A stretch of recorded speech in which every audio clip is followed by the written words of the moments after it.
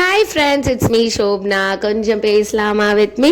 So வாங்க ஒரு recipe vlog பார்க்கலாம். இது வந்து முட்டை உடைச்சி ஊற்றின குழம்பு. நான் மீல் மேக்கரும் ஆட் பண்ணியிருந்தேன். ரெசிபி ரொம்ப நல்லா வந்திருந்தது. ஸோ உங்ககிட்ட ஷேர் பண்ணலாம் அப்படின்னு சொல்லிட்டு.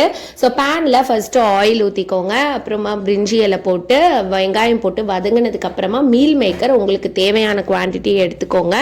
ஃபஸ்ட்டு அதை வந்து நீங்கள் வாஷ் பண்ணிவிட்டு அப்புறம் சுடுதண்ணியில் போட்டு எடுத்து வச்சு ஆட் பண்ணிவிட்டு மசாலா வந்து நீங்கள் எப்படி நார்மலாக முட்டை குழம்புக்கு என்ன மசாலா அரைப்பீங்களோ அதுதான் உங்களோட இஷ்டம். அந்த மாதிரி அரைச்சி எடுத்து ஊற்றிடுங்க. நல்லா கொதிச்சு அந்த எண்ணெய் பிரிஞ்சு வரும் பார்த்தீங்களா, அந்த டைமில் வந்து முட்டை உடச்சி ஊற்றுங்க. கொஞ்சம் இந்த மாதிரி அகலமான பாத்திரம் எடுத்துக்கோங்க இந்த குழம்புக்கு. அப்போ தான் வந்து ஒன்றோட ஒன்று ஒட்டாமல் இருக்கும். மெயினாக அடுப்பு சிம்மில் இருக்கணுங்க.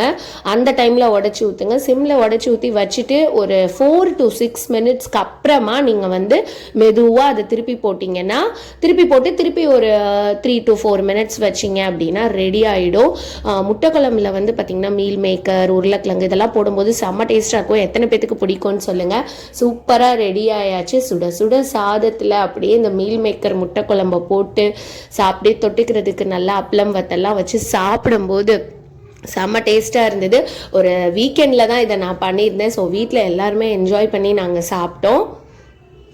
ஸோ நீங்களும் வந்து இதை ட்ரை பண்ணி பாருங்கள். அண்ட் இந்த வீடியோ உங்களுக்கு பிடிச்சிருந்தா லைக் பண்ணுங்கள், ஷேர் பண்ணுங்கள், கமெண்ட் பண்ணுங்கள். அண்ட் மறக்காமல் நம்ம சேனலை சப்ஸ்கிரைப் பண்ணிக்கோங்க. நெக்ஸ்ட் ரெசிபி விலாகில் பார்க்கலாம். பாய்.